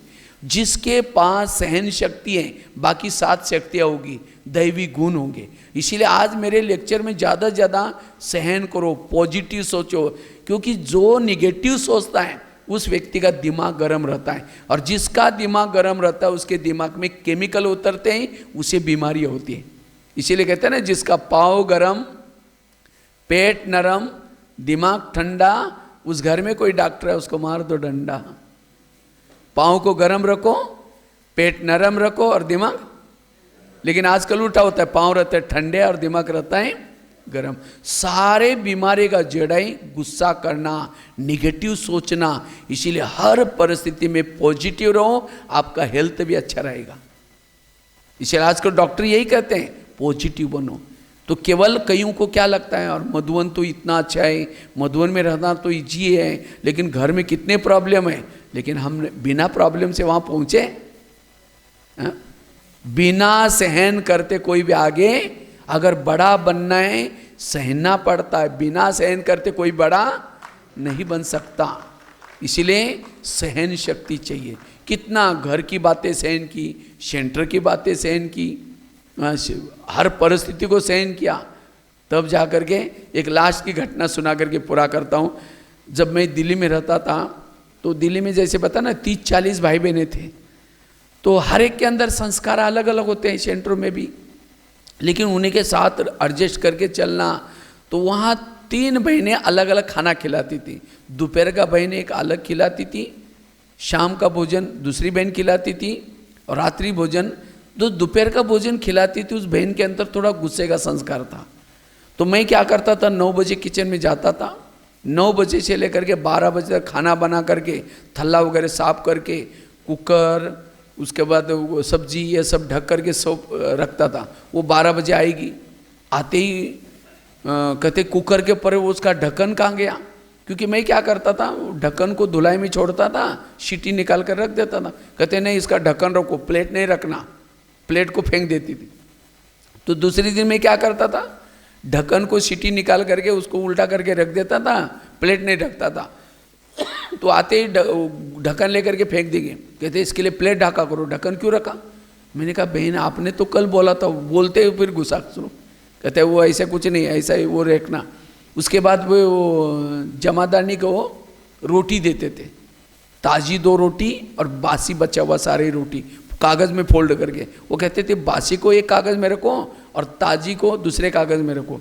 तो मैं ऐसे रखता था। कहते ये 2 बंडल क्यों, हमने कहा एक में ताज़ी दूसरे में बासी। कहते नहीं एक में रखो, 2 कौन रह कर आएगा। अब जिस दिन एक में रखता था कहते ताज़ी का है, हमने कहा इसमें, बासी इसमें। कहते आपको हिंदी नहीं आती, 2 में रखो। जिस दिन 2 में रखे 2 में क्यों रखा, 1 में रखा, 1 में क्यों रखा। उसके बाद जैसे मिर्ची रखने का टोकरा रहता था, कहते इसको थल्ले में नहीं रखना, नीचे रखना मिर्ची, लोगों को पता नहीं चलता। जब नीचे रखते थे, नीचे क्यों रखा, उसको ऊपर रखो। अब मेरा योग बाबा से लगने के बजाय 9 बजे जब जाता था, अभी बहन आएगी क्या क्या बोलेगी, वो डर लगता था। तो योग बाबा से लगने के बजाय कर्मों में वही टेंशन वाली बातें आती थी। फिर शाम को जब योग में बैठते थे, ट्रांसलेट के सामने वो वॉकमैन भी सुनता था, वो बाबा याद आने के बजाय वही रामायण महाभारत याद आता। कब तक सहन करना है, चलो यहाँ से भागो। मैं सोचता थी ये क्या हो रहा है, योग लगा रहा हूँ, बाबा को याद करने बजाय कर्मों की बातें क्यों याद आ रहे हैं। फिर आपस में जब मिलते थे, जो सारा दिन जो सहन नहीं हुआ वो लेन देन करते थे। अरे मैं सोचता तो परचिंतन कर रहा हूँ मैं, बाबा तो कहते परचिंतन नहीं करना। और इसे अमृत वाला ठीक नहीं होती थी, थकान महसूस होती थी, नींद आती थी, तो इस तरह से बहुत युद्ध चल रहा था। तो मैंने मौन भी रखा था, तो भी संकल्प चलते थे। तो एक दिन बाबा की मुरली चली और उसके अंदर एक स्लोगन था। बाबा ने कहा कि बच्चे, सहन शक्ति को बढ़ाने के लिए निगेटिव बात को क्या बना दो, पॉजिटिव। ये बात मुझे अच्छी लगी, उसको प्रयोग करना शुरू किया। जब मैं किचन में जाता था 10 मिनट योग करता था अपने रूम में, मैं सोचता था बाबा आज मैं किचन में जा रहा हूँ, बाबा उस भगत को भेजेगा, आज पता नहीं किस प्रकार के फूल लाएगा। उसके शब्दों को क्या समझना शुरू किया, फूल। वो गुस्सा नहीं कर रहे, गाली नहीं दे रहे, मेरी पूजा कर रहे। अगर कोई भगत पूजा करता है उसको क्या देना चाहिए, आशीर्वाद देना चाहिए। मैं तो इसीलिए मैं तैयार होके जाता था, अभी वो फूल पूजा करें, वो बोलना शुरू करते थे, मैं कहता था बाबा शुक्रिया, बाबा आज कितनी अच्छी पूजा हो रही है, शुक्रिया। वो क्या बोल रहे मुझे सुनाई नहीं पड़ता था, क्योंकि मैं अंदर से बोलना शुरू करता था। तो बोल बोल करके चुप रहती थी। कहते इतना, मैं बोला बहन जी ओम शांति, कहते इतना सारा बोला कुछ फर्क नहीं पड़ा मेरे को, तो वो पॉजिटिव बातें लेता। तो इस तरह से धीरे धीरे फिर शाम को जब योग में बैठता था, बाबा कहता था बाबा आज आपने उस भगत को भेजा था, बड़ा अच्छा पूजा हो गई, कल भी उसको जरूर भेजना और पूजा। जिस दिन वो गुस्सा नहीं करते थे मुझे अच्छा ही नहीं लगता था, मुझे लगता था वो गुस्सा करे, मुझे बड़ा अच्छा लगता था, मैं खुश होता था, फीलिंग बंद हो गई। फिर उसके बाद परचिंतन बंद हो गया, कर्मों में योग लगना शुरू हो गया, बहुत अच्छा। तो एक दिन मेरे को उसने बोल कर रखा था कि जमादारनी आई या ना आई, आप उसकी रोटी बना करके रखना आपका काम है। तो मैं अपना रोटी बना कर रखता था। तो एक दिन क्या हो गया, वहाँ गुलजार दादी ने कुछ टीचर बहनें आई थी वहाँ दिल्ली की, तो वो सब नाश्ता कर रही थी, मैं अपना नाश्ता बना करके नाश्ता कर रहा था। तो उस बहन को पता नहीं कैसे गुस्सा आया, 2-3 दिन जमादारनी आई नहीं थी, उसके 5-6 बंडल पड़े थे, उसने सीधा मैं नाश्ता कर रहा था ला करके गुस्से से डाल दिया, इतना सारा क्यों बनाकर। अब मेरी थाली नीचे गिर गई, बहनें ने सब देख लिया। मुझे फीलिंग करने के बजाय मैंने सोचा रोज तो फूलों से पूजा होती थी, आज तो बड़े गुलदस्ते मेरे ऊपर डाल दिए। वो रोटी को क्या समझा, और वो भी इतना देवियों के बीच में। आज का दिन तो मेरे लिए यादगार बनेगा। मैंने थाली उठा करके धुलाई करने के लिए गया, तो मैं सोचे कि आज की डेट में नोट करता हूँ करके, मेरे पास डायरी थी वो निकाल करके लिख रहा था। इतने में बहन आई, देखा ये तो मुस्कुरा रहा है, इसको कुछ फीलिंग ही नहीं है। तो मेरे को कहते भैया सॉरी, क्या है जमादानी का गुस्सा मैंने आपके ऊपर निकाला। मैंने उसको भी पॉजिटिव बनाया। हमने कहा आप गुस्सा थोड़ी करते, कोई ईविल आत्मा जिसका मेरे साथ कोई पिछले जन्मों का हिसाब है, वो आपके अंदर प्रवेश करके गुस्सा करके चला जाता है, वो उसके अंदर आपका क्या दोष है। कहते वो आत्मा मेरे में क्यों आते। हमने कहा आप आने देते इसलिए आते। कहते जब कल आप आएगी तो मुझे याद दिलाना। हमने कहा ठीक है याद दिलाएंगे। तो जब भी गुस्सा करते थे हमने कहा देखा वो आत्मा आ गई अभी गुस्सा करेगी। कहते नहीं हम आने नहीं देंगे। धीरे धीरे उसने गुस्सा करना छोड़ दिया। यह है पॉजिटिव का परिणाम। पॉजिटिव, मैंने उसको पॉजिटिव लिया तो उसके अंदर बदलाव आया। इतना ही नहीं, उसके पहले जब आती थी वो काली का रूप धारण करके आती थी, बाद में शीतला बन गई। उसके बाद उस बहन की बदली हो गई, दूसरे सेंटर पर गई। एक दिन मेरे को कहते भैया आप कभी आओ ना हमारे सेंटर पर क्लास करने के लिए। मैं कभी आऊँगा देखूँगा। तो एक दिन मैं फ्री था, जब गया तो उसने स्वागत का प्रोग्राम रखा था। एक साइड पर माता, एक साइड पर भाई, सभी ने फूल डाले। फिर मुझे एक गुलदस्ता दिया। जैसे मुझे गुलदस्ता दिया मुझे ज़ोर से हंसी आई। वो कहते आप क्यों हंस रहे हैं। मैंने कहा मुझे कोई बात याद आई।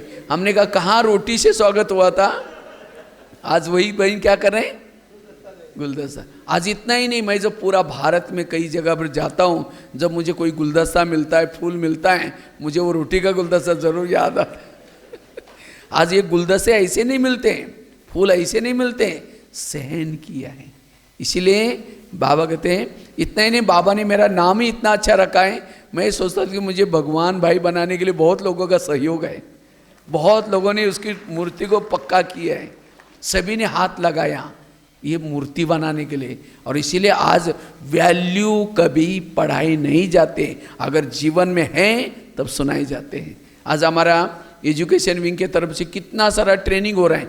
मैं सोचता हूँ कोई तो निकलेंगे लोग वैल्यू पढ़ाने वाले, कोई नहीं सुना रहे, क्योंकि अंदर ही नहीं तो कैसे सुनाएंगे। इसीलिए आज मेरे अंदर उमंग क्यों आता है क्योंकि जीवन में, खुद जीवन में, इसीलिए शिक्षक को क्या बोलते हैं? आचार्य, आचरण से पढ़ाने वाला। अगर आचरण में नहीं, पढ़ा नहीं सकते। तो आप सभी भी टीचर बनना। समझो आप यहाँ से देरी से गए, जाते आपको बोलना शुरू करेंगे, ओम शांति में जाते घंटों तक रहो, कुछ काम धंधा नहीं है, आप तुरंत डिस्टर्ब हो जाएंगे। नहीं, पहले पक्का करके जाओ, अब मैं जाते ही मेरी पूजा हो जाएगी। जब पूजा होता है तो देवी क्या करते हैं? वरदान। तो जाते आपको कोई बोलेगा तो आप भी क्या दो? वरदान। मतलब हाथ से नहीं दो तो ना, और चिढ़ जाएंगे।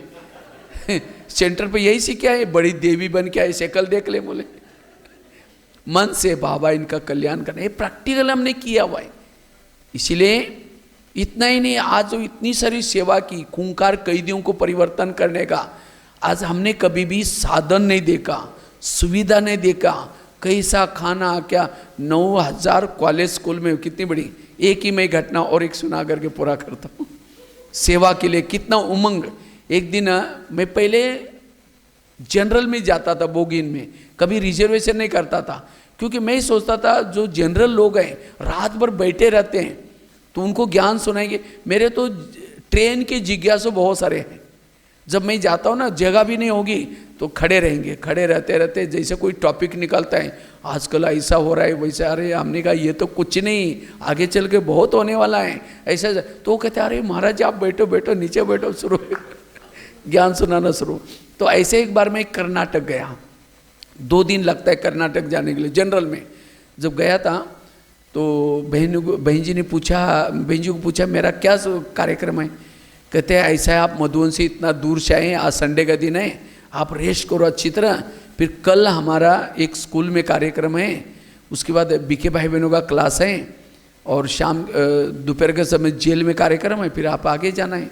मैंने कहा नहीं बहन जी बताओ मेरे को, आज कुछ करना है, क्योंकि आज का खाना मैं बिना सेवा करके कैसे खाऊंगा। कहता है ठीक है, 4 घंटा दूर एक सेंटर है, आप वहाँ चले जाना, लेकिन आपके साथ जाने के लिए कोई है ही नहीं, क्योंकि भाषा नहीं आती थी। मैंने कहा मुझे बस में बिठाओ, मैं अपने आप चला जाऊँगा। तो बहन जी ने, मैं वो बहन को फ़ोन किया कि भगवान भाई आएंगे, क्लास करेंगे। तो मैं 12 बजे निकला, 4 बजे वहाँ पहुँच गया, अच्छी तरह क्लास किया। क्लास करने के बाद फिर खाना वगैरह खाया। शाम को क्लास रखा था 5 से लेकर के 7 बजे तक, फिर 7:30 बजे खाना खा के तो बहन जी को बोला मुझे अब जाना है। कहते भैया कोई बस ही नहीं है, कल सवेरे बस चलेगी यहाँ से 8 बजे, आपको 12 बजे पहुँचाएंगे। मैंने कहा बहन जी सवेरे तो वहाँ बीके का क्लास है, उसके बाद एक स्कूल में कार्यक्रम है, जेल में कार्यक्रम है, मेरा वो मिस हो जाएगा। कहते नहीं कोई गाड़ी नहीं। मैंने कहा मुझे जाना है, मैं पैदल जाऊँगा। कहते भाई साहब आप कल 12 बजे आए थे, 4 बजे पहुँचे थे, 4 घंटे का ट्रैवलिंग है, और पैदल कैसे जाएंगे। मैंने कहा मैं दौड़ के जाऊँगा, लेकिन ज़रूर जाऊँगा। माना इतना सेवा का अंदर उमंग। तो मैंने क्या किया, बस पर चला गया। जब बस में गया, वो भाई ने मुझे बस स्टैंड पर छोड़ के आया। 9 बजे से लेकर के 10 बज गया, 11 बज गया, 12 बजे कोई वाहन ही नहीं आया। आखिर एक ट्रक आ गया, तो मैं तो बड़ा खुश हो गया। तो ट्रक वालों को मैं हाथ खड़ा किया, तो ट्रक वालों ने कहा कि भाई बैठने के लिए जगह ही नहीं है। तो हमने कहा मैं पीछे बैठूंगा। कहा कि पीछे भैंसें भरी है। मैंने कहा कोई बात नहीं, मुझे ज़रूर जाना है, एक स्कूल का कार्यक्रम मिस हो जाएगा। तो मुझे क्या किया, उसने तिरपाल उठा करके दिखाया। मैंने कहा पीछे जो रस्सा बांधा है मैं खड़ा रहूँगा, वहाँ खड़ा रहा, तिरपाल डाल दिया। वो भैंसों की आंखें चमकने लगी, और उसके बाद वो ब्रेक लगता था, सारी भैंसें पीछे आती थी, और वो गोबर पड़ा था, उसका जो ये पड़ा था, उसकी इतनी बदबू आने लगी। मैंने कहा बाबा ये तो 4 घंटे के लिए नरक में पहुंच गया मैं। लेकिन अंदर से 2 दिन मधुबन की यात्रा करके गया, आंखों में वो नींद, दोपहर को रेस्ट नहीं किया था, और प्लस ये 4 घंटा मतलब सारी रात खड़े रहना है वहाँ। मैंने सोचा, फिर मैंने एक विज़न बनाया। मैंने कहा जैसे बाबा के पास जाकर के बाबा को कहा बाबा मैं अव्यक्त तन में जैसे जाकर के, बाबा मेरा शरीर है ना भैंसों के ट्रक में, वहाँ बहुत बदबू आ रहे हैं, मुझे 4 घंटा अपने पास रखना करके। ऐसे बाबा कहते ठीक है बच्चे, मैं तुमको परम धाम दिखाता हूँ। जैसे बाबा देख परम धाम के बारे में ऐसे ऐसे वो क्या क्या अनुभव किया, मुझे कोई बदबू भी नहीं आई, कुछ पता भी नहीं चला। इतना ही नहीं, अभी कुछ दिन पहले क्या हुआ, उसी जगह पर मुझे आत्म प्रकाश भाई जाने वाले थे ज्ञानामृत वाले, लेकिन अचानक वो कैंसिल हो गया। उसके जगह पर मोहिनी बहन बोले तुमको जाना है, और कहते तुम बैलगाड़ी में नहीं जाना, मना जनरल में नहीं जाना, कहते तुमको फ्लाइट से जाना है क्योंकि कल भट्टी होने वाली है। तो मेरे को फिर उन्होंने फ्लाइट से भेजा। मुझे याद आया इसी सेंटर पर मैं भैंसों के ट्रक में गया था, अब बाबा कहाँ भेज रहे हैं, फ्लाइट में बैठ रहे हैं।